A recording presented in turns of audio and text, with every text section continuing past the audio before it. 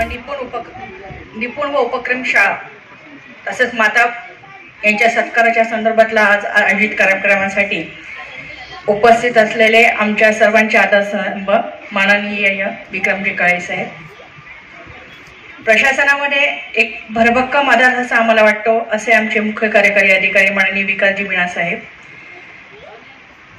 खाजगी प्राथमिक शाळांच्या संदर्भामध्ये येणारे प्रश्न अगदी चांगल्या रीतीने उकलणारे आमचे माननीय उपसंचालक अनिजी साबळे साहेब, मला सहकार करणारे नेहमी आमचे देशमुख साहेब, मुंकर मॅडम आणि आज या ठिकाणी उपस्थित असलेले शिक्षक वृंद, शिक्षिका वृंद. खरं म्हणजे कार्यक्रम आपला हा 5 सप्टेंबरलाच आपण आयोजित केलेला होता, पण काही अपरिहार्य कारणास्तव आपण हा पुढे ढकललेला होता. या कार्यक्रमाच्या संदर्भामध्ये आपण सर्वजण या ठिकाणी उपस्थित झालेले आहात याबद्दल पहिल्यांदा तुमचे आभार मानते. आपल्या जिल्हा परिषदेच्या ज्या शाळा आहेत ह्या जिल्हा परिषदच्या आपल्या ज्या शाळा आहेत अतिदुर्गम अशा भागामध्येही आपल्या शाळा आहेत आणि या ठिकाणी काम करणारा माझा जो शिक्षक वृंद आहे हा खरोखरच मेहनती आहे, काम करताना दिसून येत आहे. कुठे ना कुठे त्यांचा सत्कार होणं अत्यंत अपेक्षित असतं आणि ह्या दृष्टिकोनातून आम्ही नेहमी प्रयत्नशील असतो. तुम्हीच केलेल्या अध्ययन सहनिश्चितीमधनं तुम्हीच काढलेले प्रतिभान विद्यार्थी, तुम्हीच केलेले वेगवेगळे ज्या ठिकाणी अध्यापन करताना येणाऱ्या अडचणी व त्याच्यावर काढलेले मार्ग हे तुम्हीच केलेलं आहे. काही शाळा अशा आहेत की त्या शाळेमध्ये अगदी पहिलीपासूनचा विद्यार्थी हा इंग्रजीमधनं वाचन करू शकतो, हे करणारे सर्व तुम्हीच आहात. फक्त आम्ही तुमच्याकडे फक्त तुमच्या बाकीच्या ज्या प्रशासकीय बाबी आहे एवढ्या ह्या करू शकतो, पण हे बाकी सर्व काम तुम्ही करत आहात.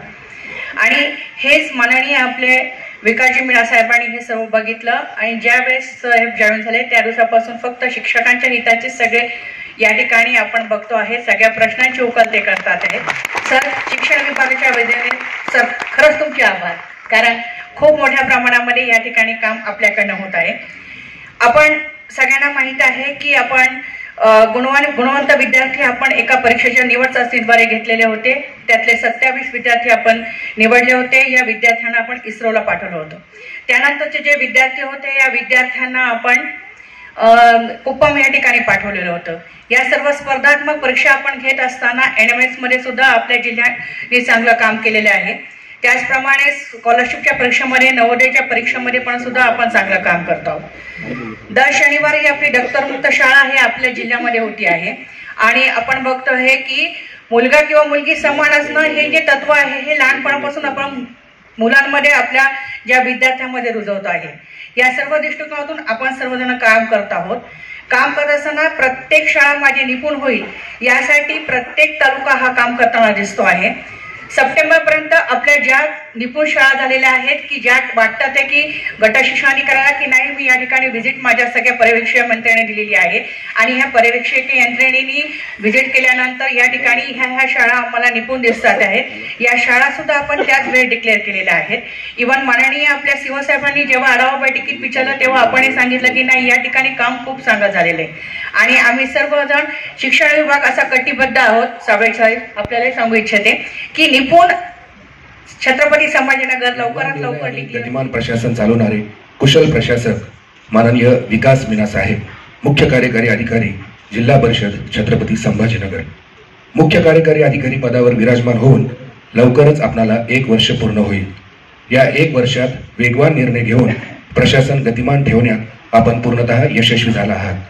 कर्मचारी उपस्थितीचे गुगल फोटो असतील किंवा मग जिल्हा परिषद शाळेचे बनवलेले व्हिडिओ, तंत्रज्ञानाचा प्रभावी वापर करून पर्यवेक्षण करण्याची आपली कार्यपद्धती आपल्यातील स्मार्ट प्रशासकाची जुनूक दाखवणारी आहे. आगगाडीचे इंजिन जर व्यवस्थित आणि ताकदीचे असेल तर मागचे सर्व डबे हे शिस्तीत आणि सरळ चालतात. आपण जिल्हा परिषदच्या सर्व विभागात आपले कौशल्य वापरत एकसूत्रीपणा व शिस्त आणली आहे. आपली कार्यभूमिका ही केवळ पर्यवेक्षणापुरती मर्यादित नसून ती मार्गदर्शन व कर्मचाऱ्यांना त्यांच्या कामात आलेल्या अडचणींच्या बाबतीत सपोर्टिव्ह आहे. शिक्षण आणि आरोग्य या दोन्ही विभागातील आपले काम हे विशेष उल्लेख. मी आज खास वेळ मागून घेतलेला आहे तुमच्याशी चर्चा करण्यासाठी.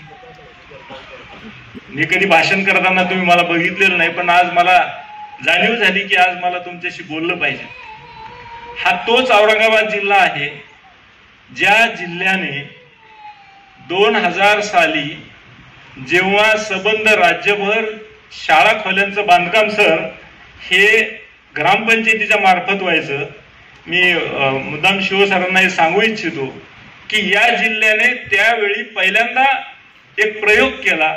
एक शाळा खोली तिचे संपूर्ण पैसे एका शाळा व्यवस्थापन समितीच्या, तेव्हा शाळा समिती होती, तिच्या नावावर वर्ग केले आणि ती ग्रामपंचायतीपेक्षा शाळा समिती मुख्याध्यापकाच्या नियंत्रणात कशी चांगली बांधू शकते याचं उदाहरण तयार केलं.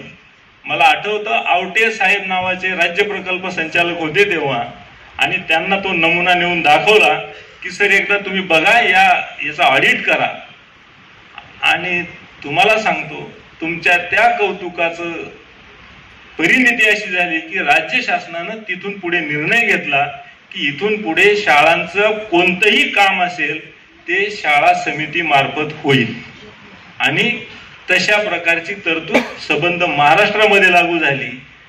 त्या कामाचा पाया रचणारे तुम्ही आहात मित्र. शिक्षकांचे नॉमिनेशन भरून घेण्यापासून त्यांच्या फाईल तयार करण्यापासून तर निवडीची सगळी प्रक्रिया पार पडेपर्यंत शिक्षणाधिकाऱ्यांना मदत करण्यासाठीची भूमिका, म्हणजे जे काही अनेक विषय असतात त्या विषयांपैकी हा एक विषय माझ्याकडे त्या ठिकाणी होता. आणि मला याचा इंटरव्ह्यूमध्ये सुद्धा अप्रत्यक्षरित्या खूप चांगला फायदा झालेला आहे. कारण जेव्हा MPSC मध्ये मुलाखतीच्या दरम्यान अनेक वेगवेगळे प्रश्न त्या ठिकाणी विचारले जातात, आपली कसोटी लागते किंवा आपली फिरकी घेण्यासाठी असे वेगवेगळे प्रकारचे प्रश्न जेव्हा येतात, आणि मला पॅनलच्या प्रमुखांनी एक प्रश्न त्यातला असा विचारला की तुमच्या जिल्हा परिषदेला जे काही आदर्श शिक्षक पुरस्कार दिले जातात ते असेच कुणालाही दिले जातात सोम्या गोम्यांना, असं त्यांनी हे शब्द प्रयोग केला. आणि मी त्यांना स्ट्रॉंगली ऑब्जेक्ट केलं. म्हणलं सॉरी सर, माझ्या जिल्हा परिषदमध्ये असं होत नाही.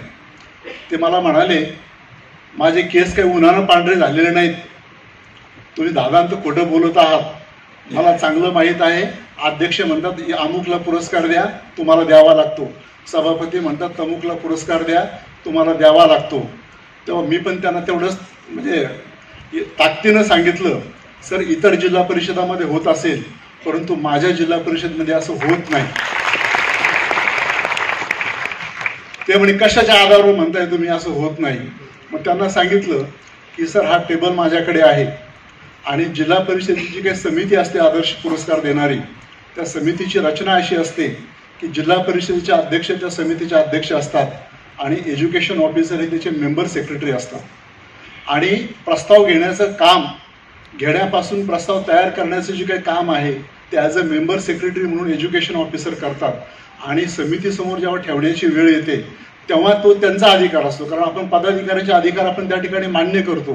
परंतु माझ्या जिल्हा परिषदमध्ये ॲज अ मेंबर सेक्रेटरी म्हणून आमचं कार्यालय किंवा आमचे एज्युकेशन ऑफिसर एवढी काळजी घेतात की प्रत्येक तालुक्यातून 3-3, 4-4 नावं जे काय आम्ही घेतो ते चांगल्याच लोकांची घेतो आणि जे काही समितीसमोर जातात ते चांगल्याच लोकांची नावं त्या ठिकाणी जातात.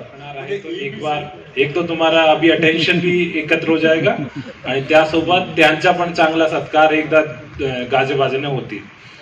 सर्वात आधी मी खऱ्या अर्थाने दिलगिरी व्यक्त करतो की 5 सप्टेंबरचा कार्यक्रम आम्ही पोस्टपोन केला, कारण की तो दिवस असा राहतो ते एक्सक्लुझिव्हली शिक्षकांसाठी राहतो. आणि त्यामध्ये म्हणजे की जसा एक मुलाला वाटतो की मला माझ्यासाठी 14 नोव्हेंबर आहे, महिलाला वाटतो 8 मार्च माझ्यासाठी आहे, तसाच ॲज अ प्रोफेशन म्हणून आपल्याला 5 सप्टेंबर वाटतो. त्याचप्रमाणे आम्ही 2-3 महिना मेहनत घेतली होती, निपुण शाळाचा टार्गेट दिला होता, आपला सगळी तयारी झाली होती. फक्त लास्टच्या थोडासा असे अडचण आली होती जे आम्ही पोस्टपोन करू शकत नव्हता. इतर जिल्ह्यांना पण विचारलं आणि त्याच्यानंतर आम्हाला पोस्टपोन करावा लागला. वी एक्सपेक्टेड, हमने प्लॅन केला होता की पुढच्या 7-10 दिवसामध्ये ते घेणार आहे, पण तो परत आणखी लांब गेला. आणि आता दिवाळीच्या अगोदर ते सत्कार व्हायला पाहिजे असा माझ्या मनामध्ये इच्छा होती आणि त्या कारणामुळे आज रोजी आम्ही शिक्षण मंत्र्यांनी तिथं आश्वासन दिलंय MK साहेब की याच्या पुढे जर शासनाला कुठलंही काम आमच्या शिक्षकाकडून करून घ्यायचं असेल तर आमची परवानगी म्हणजे शिक्षण विभागाची परवानगी घेतल्याशिवाय आमच्या या शाळेतला एकही शिक्षक दुसऱ्या कामाला वापरता येणार नाही असं शिक्षण मंत्र्यांनी आश्वासन दिलेलं आहे.